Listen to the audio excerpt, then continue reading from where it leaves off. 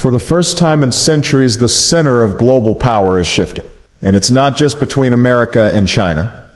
Today, the world fears the rise of a new giant, India, and the truth is, no one can stop it. Now, when I say that, I don't mean fear in the sense of hostility. I mean respect. I mean recognition. I mean awareness that something big is happening. If you look around the world, from Washington to Beijing, from Moscow to Brussels, everybody is watching India right now, and they are asking themselves one question: how is this going to change the future of the world order? India today is already the 5th largest economy on earth. Not long ago, it was behind Britain, the very country that once ruled over it. But now India has moved ahead, and if growth continues at the current pace, if India can sustain 6 to 7% GDP growth year after year, by 2030 it is expected to become the 3rd largest economy, behind only the United States and China. That is an extraordinary achievement for a nation that was once considered a poor developing country.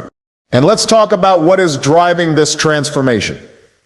India's IT and service sector has become the brain of the digital world. When you pick up your phone, when a company in America or Europe needs software, there is a good chance that somebody in Bengaluru, or Hyderabad or Pune is behind that code. Giants like Infosys, Wipro, and Tata Consultancy are leading the way. At the same time, manufacturing is beginning to shift. As costs rise in China, as global companies worry about over-reliance on Beijing, they are looking toward India. Apple is already moving part of its iPhone production to India. Tesla is negotiating to set up a factory. That is not just economics, that is geopolitics. And let's not forget the startups. India now has the 3rd largest startup ecosystem in the world, after the US and China. Every year, new unicorns are born in fintech, edtech, healthcare, and green energy. And behind this is a growing middle class, hundreds of millions of people entering the consumer economy, buying cars, smartphones, homes. Global companies cannot ignore that kind of market. Now, numbers are important, but the real story of India is not just in its GDP, it's in its people. India today is the most populous country on earth, with more than 1.43 billion citizens. But here is the real difference. The median age is just 28 years old. Compare that to China or the United States, where the average age is around 38. In Europe, it's even older. That means while the rest of the world is getting old, India is still young. And that youth is not just in numbers, it's in skills. Every year, India produces more than 1.5 million engineers, doctors, scientists, innovators. By 2030, 1 out of every 4 new workers in the global economy will come from India. Think about that for a moment. A quarter of the world's new workforce from one country.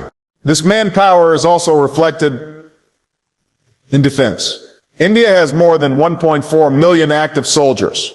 It is the 2nd largest standing army in the world. It has nuclear weapons. It has a growing navy that is projecting power into the Indian Ocean. And it has a space program that has landed near the south pole of the moon, something only a handful of nations have achieved. But let me remind you, power alone doesn't shape the future. Leadership does. Throughout my own journey, I've learned that nations rise and fall not just because of their numbers or their weapons or even their money, but because of the vision of their leaders and the integrity of their people. That is why I put together a book called The Leadership Blueprint. It's not just for presidents or prime ministers. It's for teachers, entrepreneurs, community leaders, anyone who wants to learn how to build vision, communicate with impact, and lead with integrity. Whether you're in Delhi, Washington, or Nairobi, leadership is the one force that can truly change your destiny. Now, let's talk about diplomacy, because this is where India has surprised the world. When you look at India's foreign policy, it doesn't simply align with one bloc. Instead, it balances with the United States. India is a strategic partner. It is part of the Quad, along with Japan and Australia, working to secure the Indo-Pacific and counter China's growing influence. India has signed defense deals with Washington worth billions of dollars. At the same time, India maintains deep ties with Russia. It buys more than 40% of its military hardware from Moscow. And since the Ukraine war, it has become one of the largest buyers of discounted Russian oil. That has helped keep Russia's economy afloat even as Western sanctions tried to isolate it. And then there is China. Relations are tense. There are border clashes along the Himalayas. There is competition for influence in Asia, in Africa, in the Indian Ocean. But at the same time, China is India's second largest trading partner. That is a complicated relationship, rivalry and partnership in the same breath. India also has strong ties with the Gulf states for energy security and with Africa, where it is investing in infrastructure, healthcare, and technology. In many African countries, India is seen as a friendlier alternative to China's Belt and Road projects. On the global stage, India is a leader in the G20, in BRICS, and it has long pushed for a permanent seat on the United Nations Security Council. What this means is simple. India has shown it can talk to Washington, Moscow, and Beijing all in the same week. It can balance competing interests without becoming anyone's puppet. And that is what real strategic independence looks like. Now, if we step back and look at the broader picture, we see comparisons. China for decades was the story of unstoppable growth. But today, China faces a slowing economy, massive debt, a property crisis, and an aging population. Its authoritarian model also faces global pushback. India, by contrast, presents itself as a democratic alternative. Messy at times, noisy at times, but still a democracy with free elections, a vibrant press, and an independent judiciary. That gives India a kind of moral weight that China lacks. The United States is still the largest economy and the most powerful military in the world, but it knows it cannot face the challenges of the 21st century alone. Climate change, terrorism, artificial intelligence, supply chains, these are global issues. And so America sees India as a natural partner, not just to balance China, but to help shape the future. Russia, meanwhile, is struggling. After invading Ukraine, it has faced sanctions, isolation, and battlefield setbacks.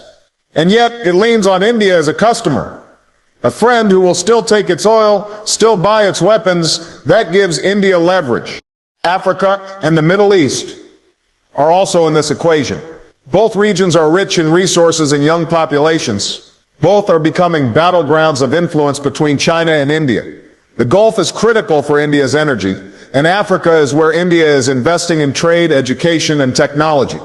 But beyond the economy, beyond the manpower, beyond the diplomacy, there are hidden strengths. India has nuclear weapons.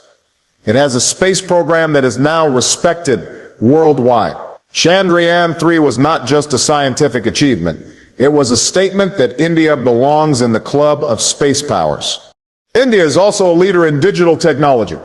The UPI system, a platform for digital payments, processed more than 11 billion transactions in a single month. That is more than any other country on earth. It shows how India can leapfrog old systems and create its own solutions. In energy, India is investing heavily in renewables. It has a target of reaching 450 gigawatts of renewable capacity by 2030. It is one of the biggest investors in solar and wind power. That matters in a world fighting climate change. And then there is soft power. Bollywood films, watched across the globe, yoga practiced in homes from Los Angeles to Tokyo, an Indian diaspora of more than 18 million people, who are not only citizens of other nations, but also leaders, CEOs of Microsoft, Google, IBM, and so many others. So why does the world fear India's rise? It's not fear in the sense of war. It's the recognition that India is not going to follow anyone else's script. The West worries about losing dominance. China worries about a democratic rival rising right next door. India's independence, its refusal to fully align with any one bloc, means that it plays by its own rules. And that makes it unpredictable. It challenges the old structures of power where the United States and China were expected to be the two poles. Instead, we are moving toward a multipolar world, where India will stand as a center of gravity in its own right. The question then is no longer if India will rise. The question is how the world will adapt when it does. Because in the end, the rise of India is not just India's story. It is a story about how billions of people with resilience and determination can reshape the world. And it is a story that teaches us all. If you want to change your destiny, you must learn to lead. That is the lesson. That is the truth. And that is why the world is watching India now.